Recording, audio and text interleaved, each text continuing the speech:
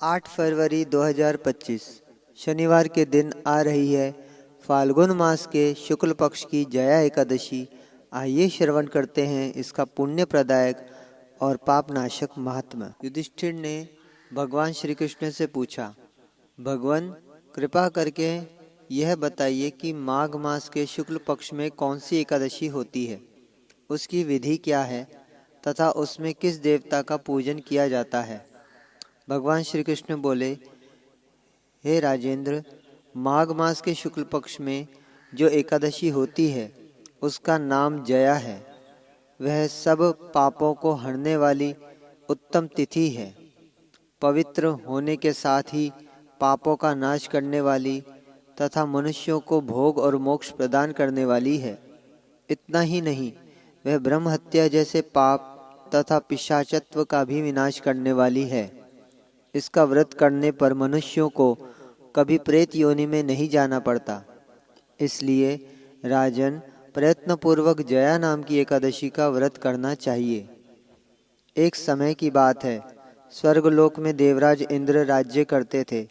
देवगण पारिजात वृक्षों से युक्त नंदन वन में अप्सराओं के साथ विहार कर रहे थे। 50 करोड़ गंधर्वों के नायक देवराज इंद्र ने स्वेच्छानुसार वन में विहार करते हुए बड़े हर्ष के साथ नृत्य का आयोजन किया। गंधर्व उसमें गान कर रहे थे, जिनमें पुष्पदंत, चित्रसेन तथा उसका पुत्र ये 3 प्रधान थे। चित्रसेन की स्त्री का नाम मालिनी था। मालिनी से एक कन्या उत्पन्न हुई थी जो पुष्पवंती के नाम से विख्यात थी। पुष्पदंत गंधर्व को एक पुत्र था जिसको लोग माल्यवान कहते थे। माल्यवान पुष्पवंती के रूप पर अत्यंत मोहित था। ये दोनों भी इंद्र के संतोषार्थ नृत्य करने के लिए आए थे। इन दोनों का गान हो रहा था। इनके साथ अप्सराएं भी थी। परस्पर अनुराग के कारण ये दोनों मोह के वशीभूत हो गए। चित्त में भ्रांति आ गई, इसलिए वे शुद्ध गान ना गा सके। कभी ताल भंग हो जाता था तो कभी गीत बंद हो जाता था। इंद्र ने इस प्रमाद पर विचार किया और इसे अपना अपमान समझकर वे कुपित हो गए। अतः इन दोनों को शाप देते हुए बोले, ओ मूर्खों, तुम दोनों को धिक्कार है।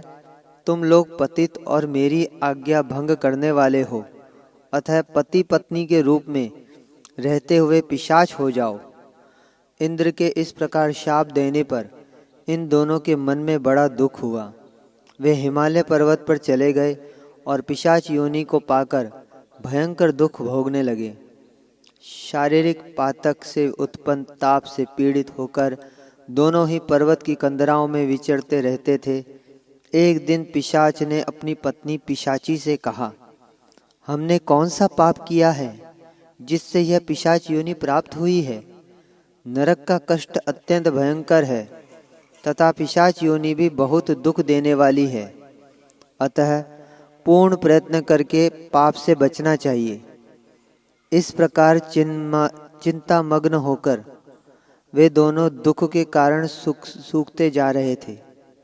दैवयोग से उन्हें माघ मास के शुक्ल पक्ष की एकादशी की तिथि प्राप्त हो गई। जया नाम से विख्यात वह तिथि सब तिथियों में उत्तम है। उस दिन उन दोनों ने सब प्रकार के आहार त्याग दिए। जलपान तक नहीं किया, किसी जीव की हिंसा नहीं की, यहाँ तक कि खाने के लिए फल तक नहीं काटा। निरंतर दुख से युक्त होकर वे एक पीपल के समीप बैठे रहे। सूर्यास्त हो गया। उनके प्राण हर लेने वाली भयंकर रात्रि उपस्थित हुई। उन्हें नींद नहीं आई। वे रति या और कोई सुख भी नहीं पा सके। सूर्योदय हुआ। द्वादशी का दिन आया। इस प्रकार उस पिशाच दंपत्ति के द्वारा जया के उत्तम व्रत का पालन हो गया। उन्होंने रात में जागरण भी किया था। उस व्रत के प्रभाव से तथा भगवान विष्णु की शक्ति से उन दोनों का पिशाचत्व दूर हो गया। पुष्पवंती और माल्यवान अपने पूर्व रूप में आ गए। उनके हृदय में वही पुराना स्नेह उमड़ रहा था। उनके शरीर पर पहले जैसे ही अलंकार शोभा पा रहे थे। वे दोनों मनोहर रूप धारण करके विमान पर बैठे और स्वर्गलोक में चले गए।